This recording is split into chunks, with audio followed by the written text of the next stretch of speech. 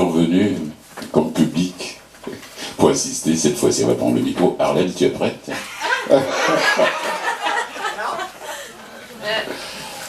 Oui. Oui, elle m'a écrit rapidement une petite bio là dans le couloir.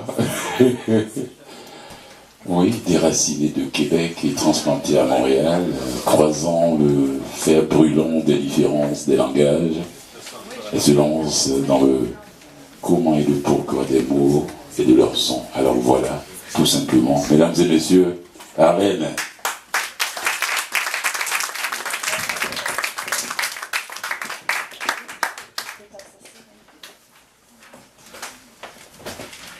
On a réalisé que moi, le micro figé...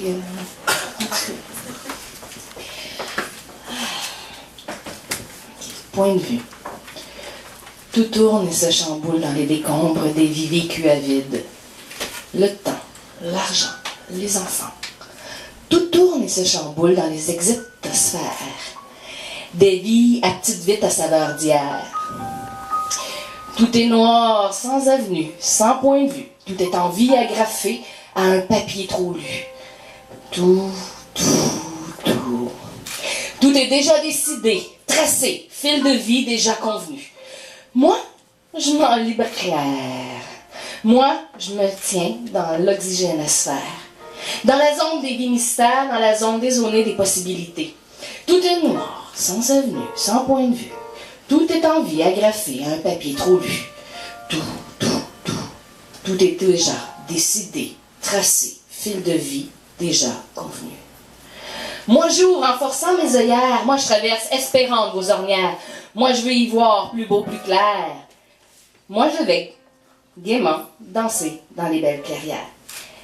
Concevoir que tout est ouverture et multiples jeux de sortie, que tout est montgolfière s'élevant hors des limites, que tout est possibilité et foisonnante sérempidité. Concevoir que le soir n'est pas que chapelet noir à égrener. Ah, mais oui, mais j'en oublie que tout est noir, sans avenue, sans point de vue. Tout est en vie agrafé à un papier trop lu. Tout. Non, c'est pas fini. Alors me revoici le temps d'ouvrir un peu mon parapluie, en mots tristes et en misère, en phrases austères et en calvaire. Alors me revoici revêtu de purs moments cinglants, mais que pour un instant, La vie est un trop beau présent. Ma meilleure amie au pays des excréments, ma distributrice de belles surprises à tout vent, comme cette invitation à être avec vous présentement. De belles surprises, de doux événements, à tous ceux qui finalement de les voir en prennent le temps.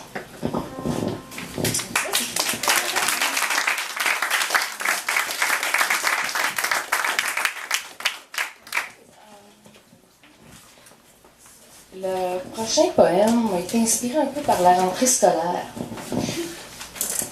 On a souvent des ados qui se retrouvent dans les classes, qui ont des vécus, et on mise beaucoup sur les taux de réussite.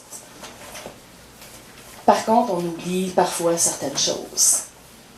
Alors, c'est un petit peu ça que j'ai voulu me faire, me mettre dans la peau d'un ado qui rentre dans sa prochaine année scolaire après avoir doublé ou triplé une matière. Une autre année qui se trame. Drape. En longues heures. Première matinée révélatrice de magistrale perte de temps. Déjà jouée, orchestrée, répétée. Aux musiques nostalgiques de mon adolescence s'enfuyant, une fois encore, en apprenage et en mise en cage. Une autre année colère à affronter la mise en couleur de mes fautes, la mise en douleur des pages blanches de mes foudres viscérales, de mes que dalle, que personne vraiment ne comprend au final. Une autre année à me faire dire de me taire alors que fusent en buffet à volonté les plus grandes aspirations à être des vôtres. Une autre année pour une tête de mule ruant. Bonnet blanc sur la table des exigeants, si avide et pourtant d'excellence, de reconnaissance, de patience, de confiance. Une autre année. Dans une autre année, de perte d'espoir à fermenter, devant les hautains maîtres d'océan, élevant connaissance et riche enseignement au plus haut des rangs, niant la beauté du vent et la tendresse derrière le bruissement des frondaisons couvrant deux jouvences au aimant. Une autre année, à errer au fond des exceptions de mon tourment. De la grammaticalité de mes joies simples d'enfant. Et pourtant, je suis riche de présents, riche d'entiers moments, moi riche matière, expérimentant. Une simple question sans notation me ferait ouvrir le coffre de mes sourires, l'huile de mes endevenir et refermerait mes boîtes de Pandore ouvertes à mort. Une simple question, sans développement, ni rudement, ouverte simple sur mon vivant, et niant que mes réussites ne sont que futilité, ne pouvant être comptabilisées, ne pouvant trouver sens dans la société. Devant moi se dresse l'implacable réalité. Pour tous, je suis une nullité. Voyez-vous, en moi, l'incontournable évidence intériorisée? Sur vos berges chaudes et dorées, je suis une analphabète échouée à anathématiser. Redondante thématique, ma foi, venant de vous qui vous dites être cultivé. Redondant vos préjugés, mes chers maîtres à étudier. Redondante, décevante que votre peu de foi en moi. Donnez-moi un instant volé au temps d'une évaluation furtive. Un instant ailé où je vous dirai toute ma beauté. Donnez-moi, offrez-moi cette si simple possibilité où je me dirai et vous ouvrirez, où je vous parlerai de la concordance de mes temps. Vous exposerez la règle de mes adjectifs de couleur en sondant mes arcs-en-ciel de douleur. Ça coupe, hein?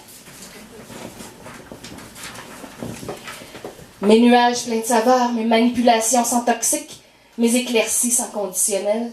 Je vous élèverai plus que parfaite dans le foisonnement de ma vie, les tumultes de mes aventures, les réussites victorieuses contre les coups durs. Donnez-moi, offrez-moi, je ne demande que ça. Vous faire entendre ma véritable voix pour que je parvienne à rejoindre vos sentiers hors des bois de mon amertume, à vous croire être plus que moi. Vous, grand roi, pouvez m'extirper de mes déséchéanciers. Levez l'enclume de mes fers rougis sur feuilles noircies. Vous, grand roi, je vous défie, en dents de scie, de croire à moi, la pauvre abrutie.